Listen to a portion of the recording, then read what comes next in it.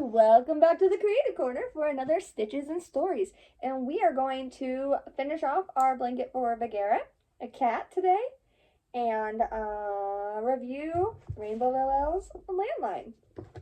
So, this book was one that has been on my list for a very long time to read, and I mean a very long time. I think I discovered Rowell in literally the year before COVID. COVID. 2019, 2020-ish. It was winter of it, and I found,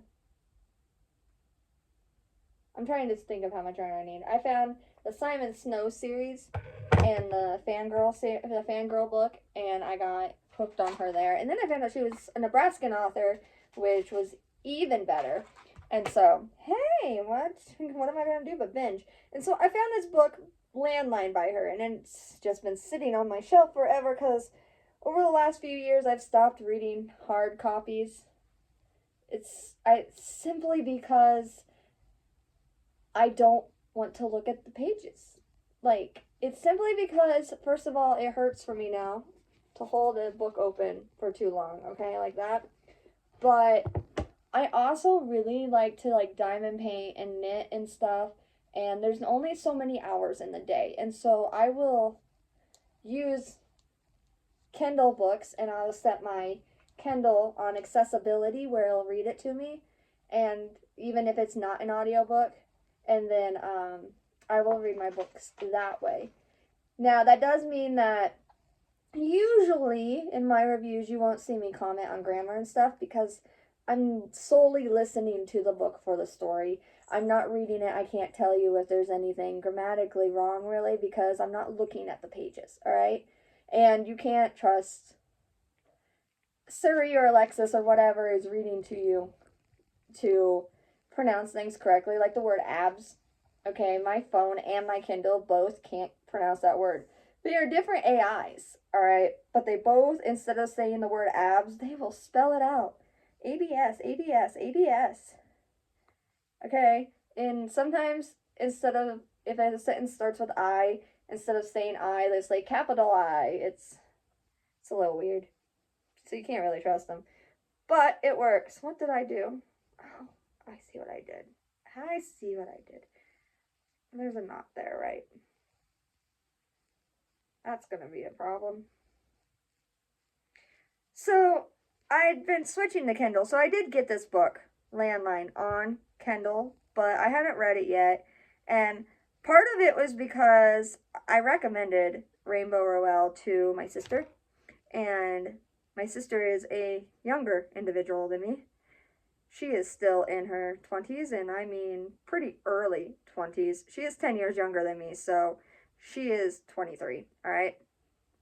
And she read the book before I did, and she told me that she didn't know how she felt about it because she thought it was weird that people in Omaha didn't lock their doors, okay? And I was like, oh crap, this Nebraskan author who I love so much because she gets Midwestern life so perfectly spot on, had something in it that is not relatable for Nebraskans. And I was like, what? Well, okay, to be fair, my sister is in law enforcement, and my sister has always been a little bit more concerned about locking doors and stuff than a lot of Nebraskans are. And part of that is because we also grew up in a city where you probably should lock your door. Like, there was gang activity and stuff around. So she went into this and with a more critical mind, a more law enforcement mind, I think, than what was intended. Taro, discuss this. This is Mommy's YouTube. This is not Taro's butt tube. You don't put your butt on the screen. Stop it. I'm working on this, guys. I'm going to have to start locking him out of the room, and I don't want to because he is my precious little boy. But so I pushed it off for a while because the people I had recommended the author to and who had read it told me that they didn't really care much for this book. But I'm going to be honest, I'm glad that I pushed it off. I'm glad that I pushed it off because the character is older. The character is in her 40s, I think. 40s, 50s, I think 40s, all right? Maybe late 30s. And so I don't think if I had read it before, I would have been as pleased with it, because I shockingly, 100% shockingly, related to Georgie. And I didn't expect that.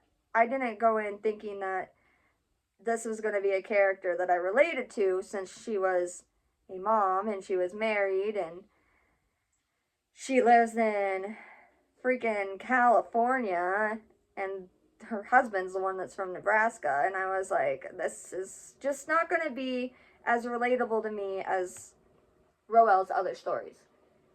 But Georgie really resonated to me. Georgie's story did. And I kid you not, I'm half tempted to give this book to my boyfriend and be like, hey, would you do me a favor and read this? I know it's a little odd, but would you do it? Just because this is the only book I've ever read that explains love the way it does. Every book, specifically romance ones, are always like, you know when you're in love, okay? It's true love, it's instant attraction, you're head over heels, you know that that person is the one. And something I've been working on a lot, specifically in my own life and therapy and going to therapy and stuff, is learning how to recognize that, not really learning how to recognize the emotion, but learning to be content with the fact that nothing in life is certain, all right? And one of my favorite quotes in this book is Georgie is talking to her husband over this magic phone that she has, okay? She thinks she's calling him because they get in a fight and he goes to Nebraska, because they were supposed to go back to Nebraska for Christmas. But she gets, her team at the TV station gets a chance to run their own their own show instead of just writing for others. And the producer, wants to meet right over Christmas. And so they have to get it written over Christmas. They have to get it submitted by Christmas. And she has a choice to make. And she chooses to stay to work on the show instead of going to Nebraska to see her husband's family. All right. And he's mad about it and he leaves. But the way he leaves, she thinks that they're fine. But then everyone in her family who has talked to him is telling her that he's divorcing her and that they're over and that he left for good. And so then she's like, maybe he did leave for good. Maybe I misunderstood this conversation. So she tries calling him on his cell phone, can't get in. She only ever gets her kids. And so she resorts to calling on a landline. And she doesn't even know if they have a landline anymore, but she finds her old landline from when she was a teenager stuffed into her closet, okay? And so she pulls it out, hooks it up, calls his home's landline phone, and his mom answers. And so she's like, oh, cool. And she's talking to him, and he sounds a little different, but he's still her husband. He's still the man she fell in love with. Taro, give me back my yarn. Taro! One moment, technical difficulties. Give it! My yarn. Taro's eating the yarn. He's still the guy she fell in love with back in college.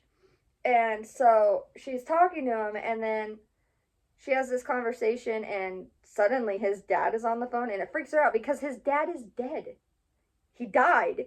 And she's legit talking to him, and when her husband comes back on the phone, she's like, yo, that was trippy. I think I just talked to your dad. And he goes, yeah, you did talk to my dad. And she goes, what do you mean I talked to your dad? And he goes, that was my dad. Well, it turns out the landline is kind of like a time machine. I don't know how to explain it. This landline lets her talk to past Nil instead of current Nil. And so she's talking to him when they had broke up before in college, right before they got engaged, instead of that year in Christmas after they were married. And so she thinks she's going crazy and stuff. And she's like, I have a freaking magic phone. What am I supposed to do? And it takes her a while to come to terms with it. And while she's talking to past Nil, he says something to her that really resonated with me, okay? And really made me relate to Georgie, because they're fighting, And he says he loves her, but what if love isn't enough? What if it's not enough? What if it ends? Because what if they love each other so much, but they still can't make things work? And she doesn't know what to say. And this whole book is basically Georgie realizing that um, love isn't always the first sight, first kiss, riding on a stallion, I know exactly who I want to marry kind of thing. Sometimes it's just two people who are in love and are hoping that that's enough. Two people that are hoping that they are the right ones for each other because they don't know what the future will bring. And they know that they're different and they know they have different opinions and stuff, and they don't know exactly how the other person's going to react to things and what life's going to throw at them. And I really related to that because that has been a struggle for me. It took me a while. My boyfriend and I have broken up a couple times in the past, and honestly, I think it's because we weren't ready at the time. The first time, I think he wasn't. The second time, I wasn't. But this time, we're like, we're going to do this. We're going to make it work. And that's what Georgie ends up doing with Nil is she goes, love is always going to be enough. We're going to face things. Do we know if we're going to die together at the same time? No. But can we know that we want to fight for each other? Yes, we can. And so this book just, it meant a lot to me because of where I am in my life today. And I think if I had read it sooner, it would not have. That being said, you would think that I would give this book a perfect 5 stars. And I did not. I didn't give this book a perfect 5 stars because of the ending. The plot was good. The message, of course, really hit home. Georgie is now one of my favorite characters. And if you have me on Instagram or Facebook, I shared something by the author the other day that said, on this day, Christmas Eve, Georgie was stuck in a Denver airport trying to get home to fix things with her husband, okay? And, so this book has meant quite a bit to me, and it's probably one of my favorite reads. But I actually gave it 4 stars. And you're like, what? How? How can one of your favorite books of the year be a 4-star read? The plot was important. The characters are going to live in my mind forever. This is the kind of book that not only do you devour, but devours you. Okay, this is the kind of book that sinks itself into your heart and soul and your bones if you resonate with it, all right? If you are meant to read it, if you feel like this character, all right? Some people are not going to get that out of it, but others will. And to me, this book was that kind of book. And honestly, a lot of Rowell's books are that way. Fangirl was me in college. I kid you not. Fangirl was 100% me in college. But the concept was there, but the execution could have been better. So I had to look at this through 2 different lenses, okay? Reader me adored this book. Reader me was like, oh, 5-star immediately. But author me and just a tiny bit of reader me was like, wait, is this sci-fi or is this magic? What genre is this book? Because we have a phone that's talking to Nil back in time, okay? That seems in and of itself as a sci-fi concept, right? Like a time machine. But over and over again, Georgie calls it a magic phone. And then she does, and I will give her props for this. I will give Rowell props for this because she usually writes fantasy and romance. And so if she was dabbling in sci-fi, then it was a different kind of story for her. If it's fantasy, then it makes a little bit more sense for her. But she played with this thing that comes up in science fiction, and it's one of the reasons I hate time travel stories. Usually. This is a rare exception for me. All right. In time travel, you have what's called a loop issue, okay? And so what happens is, like, if you go back in time and to stop an event. You go back in time. But while you're there, you fall in love with someone and you marry someone in that timeline. Do you still exist in the future? Okay? Because what you just did in the past affects the future. So do you exist? The future you go back to is going to be different, and therefore you could not exist. And if you die in the past, do you die in the future? That kind of thing. All right? And you can't have the past without the future. So if you're on a track, and especially in this case, the case with this book, we'll just use this book for an example, okay? She and Neil are married. She doesn't know why. She's never known why. Neil suddenly decided after a breakup in college to drive all the way back to see her from Omaha to propose to her on Christmas. She doesn't know why. It just happened. They got married. She was happy with it, okay? It turns out in this book, the reason it happened is because she called him from the future. And he had thought he was talking to current Georgie, but he was actually talking to future Georgie, okay? So then you have a time loop, because the past that had happened couldn't have happened without the future happening, but the future couldn't happen without the past happening, and it ends up in this time lock, this circle, and it does not make sense logically, right? And that happens a lot with science fiction. Some people just overlook it, and some people don't. And it's the reason I don't really care for time travel. I prefer timeline jumping over time travel, like in Terra Nova, the series, where they don't technically go back in time, all right? So they jump worlds. They're on Earth. Earth is failing. They find a timeline that is very, very similar to their Earth timeline. They go back in time in that timeline, okay, to when Earth was livable, to restart human civilization. They did not destroy their own timeline. They left their timeline, okay? So then you don't end up with a time loop, because nothing they did in their past affects that timeline, all right? It's basically a reset, and in there, it's a newer timeline, and so they don't even affect the timeline's already predestined future, because there is no future at that point. They jumped in to that moment in that timeline, and as more people jump in, they jump into that moment in the timeline, and so each time it's resetting, it's moving from one timeline to another. So you have these two, right? And Earth is here, okay? And then young Earth is over here. This Earth is dying. This Earth has just started. So instead of continuing on broken Earth, they just jump over to this Earth, but they're at the exact same spot. It's just this Earth is younger. So this Earth is in prehistoric time, while this Earth is in futuristic dystopian time. So instead of living on their dystopian time, they jump over here. Dystopian Earth continues dying. This Earth has fresh future. Okay? And that's how you can get around the time loop. But some people don't like that either. So this book, I gave it 4 stars because it played with the time loop and never fixed it. We got stuck in a time loop. The past couldn't happen without the future couldn't happen without the past. And it makes no sense logically. Also, the ending of this one was very abrupt, and I don't know why it happened like that. I'm not a fan of time jumps.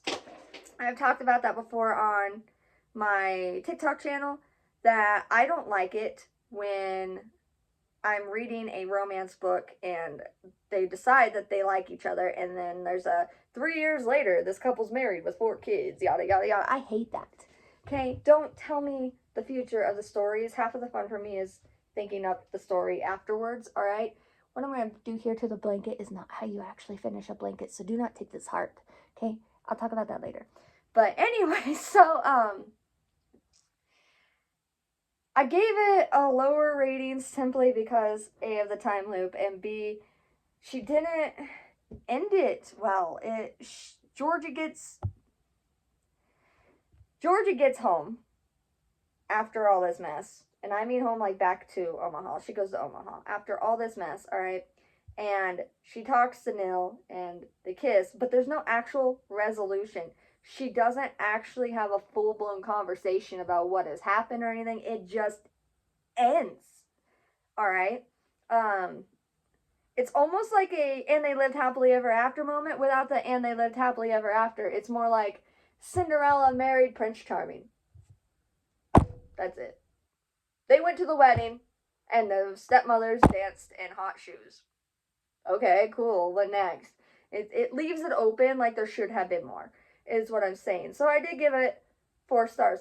Another thing, this did not go into my review that I posted on Goodreads, but it's because I didn't know it.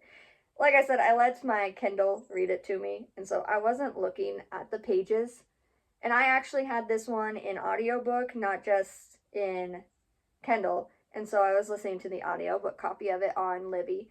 And I didn't notice, because of that, something that might drive some people insane.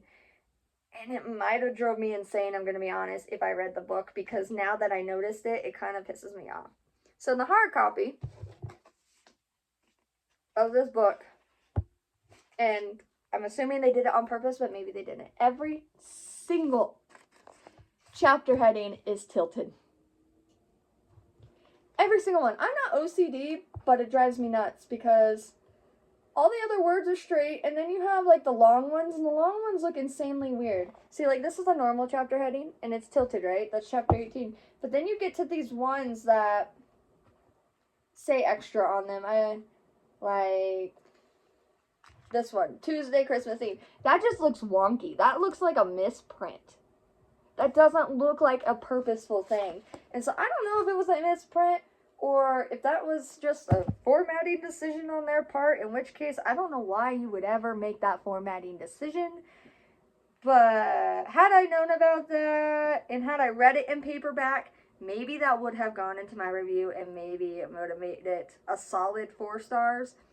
Like solid. But, or even a 3, I don't know. I don't know how much it would have bugged me, alright? But right where it's at, it's sitting at pretty decent 4 stars for me. And like I said, only 5 stars because of the weird time loop thing. I wish it had been explained more. I wish we knew why the phone did that. Alright? And I know you could say, well, that'll take the magic out of it. Tell me it's an actual magic phone, okay? Don't just give me some weird timeline concept. Because we know later, by reading the book, you find out that his family no longer has a landline. So there was never any chance that she could have called their landline in the modern time at all. But, like, it almost leaves it open where, was the phone real? Was she having a legit conversation with Nil, or was she dreaming of all this? But then if she was dreaming of all of it, why does he make remarks back to her earlier current? Why does older Nil remember the conversations that younger Nil had with her? That kind of thing. And so, I don't know. I feel like that little bit could have been fleshed out. Now, looking at it as an author, I understand that maybe it was just a concept she decided not to wrestle with. Because I've had some like that. You get into books and you start writing and you know how something happened, but you don't know why it happened or how it actually happened. Like, especially with time stuff, if you make something like this happen, you know it had to happen. You know that it's the reason that the story happened. But why? How does it work? Oh, we don't know. I have some of those in my Truth Be Told series. No, not series. The book is Truth Be Told. My Web of Lies series, and I just decided to leave it because battling with the concept was almost not worth the headache. Alright? Like, sometimes in fiction, you just have to take things how they are, and I get that. So maybe that's what she was going with. Maybe she was just like, you know what, the reader just will have to accept that this is how it worked, because I don't know how it worked.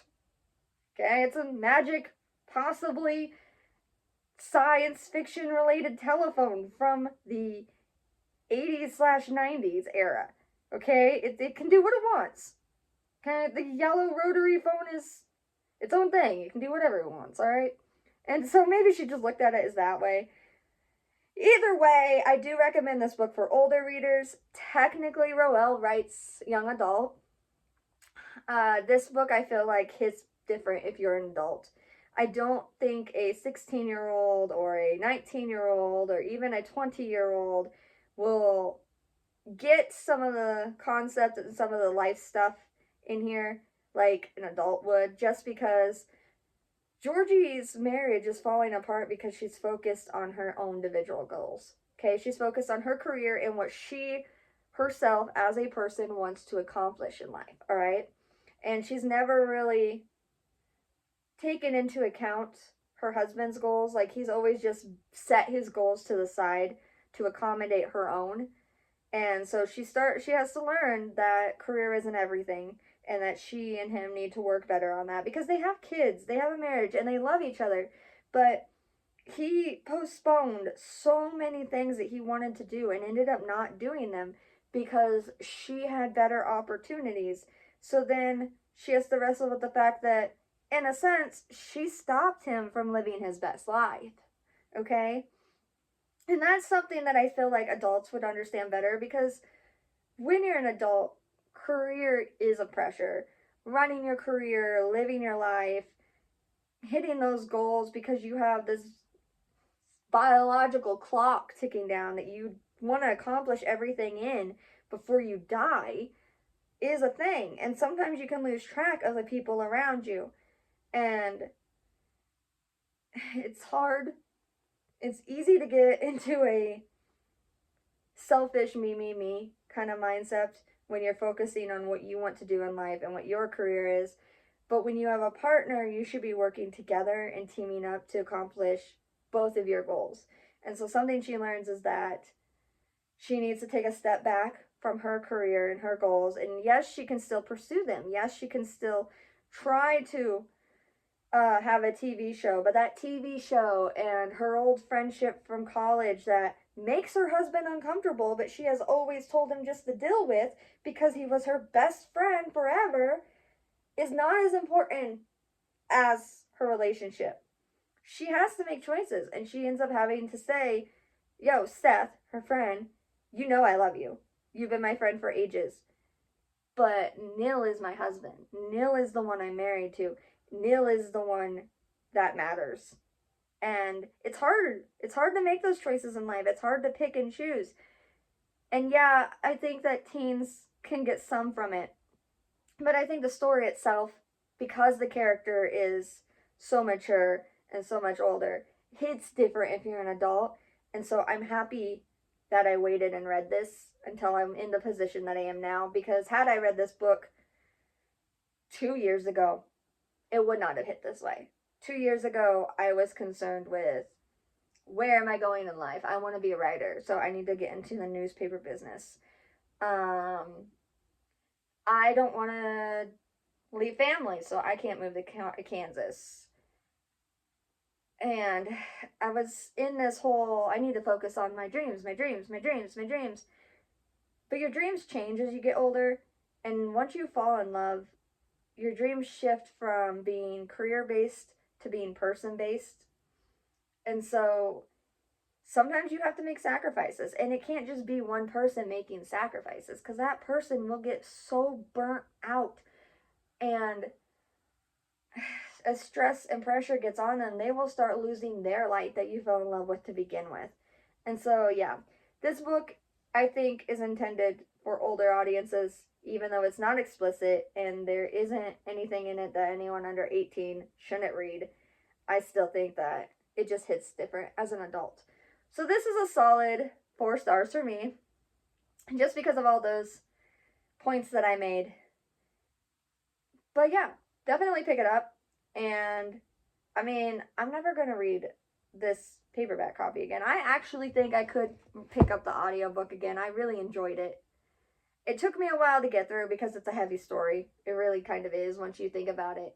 And some of the stuff that was being talked about resonated with me more than I thought it would. Specifically, there's this scene where Georgie goes home and she mentions how the moment she went to college, her mom converted her room into a room for the dogs. Okay, the moment I went to college, I no longer had a bedroom. The moment I went to college, my room was converted into a guest room, a foster care room. There was a short time period when I was at home that I had to stay in my parents' bedroom. That was so awkward. There's just little things like that that sometimes made me want to put it down. But it was a good book, and I did really enjoy it, and so I do recommend it. Now about our blanket.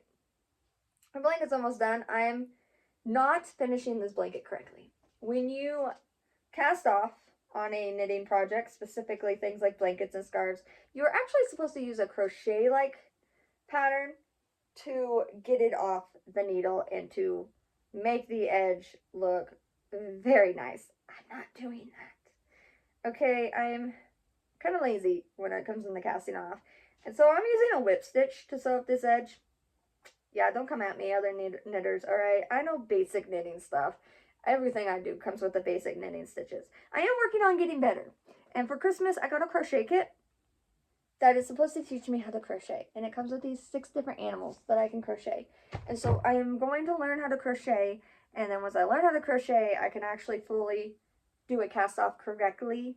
I learned once in high school, but I forgot. And so I'll learn that, and then we'll do some crocheting on here along with our knitting, because I'm going to try to pick up some new skills, because I want to make some gloves and socks and cowls and different kinds of plushies. I know how to make rabbits, like nice big fluffy teddy bear sized rabbits. I know how to make those, but I want to learn how to make other animals too. And there's this blanket that I want to make that's a chevron pattern with sea turtles on it. And so we're going to be experimenting in 2025 and learning new things.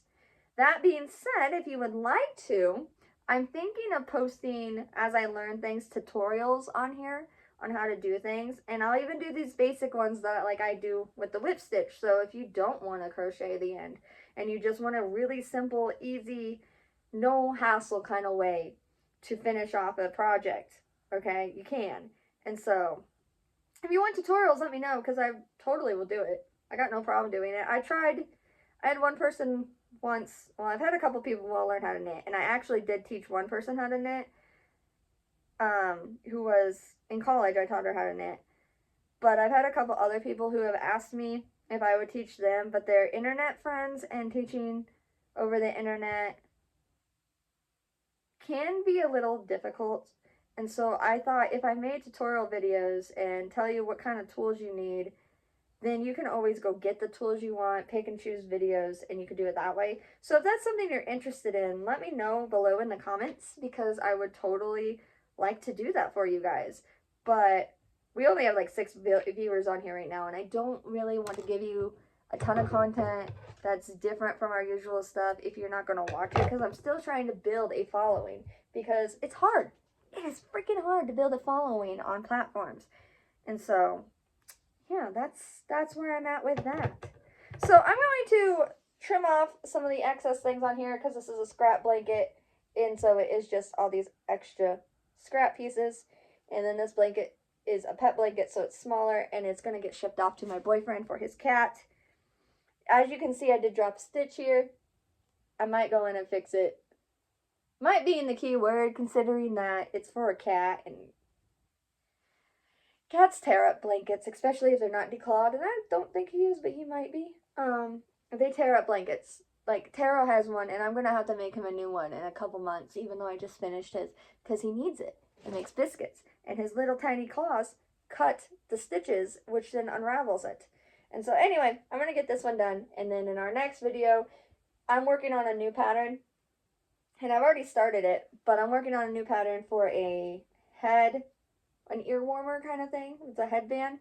And so in our next video, hopefully you'll see me finish that off. I'm knitting the basic thing right now because I didn't want to knit both on here at the same time. But then I'm going to twist it and finish it up and see how it looks and if I like the pattern or not. And once I create my own collection of patterns, maybe I'll publish it. Who knows? So, I hope you guys have a great night. And stay warm. Go read some good books. Let me know what you're reading in the comments. Let me know if you want some tutorial videos. Okay, guys? Bye!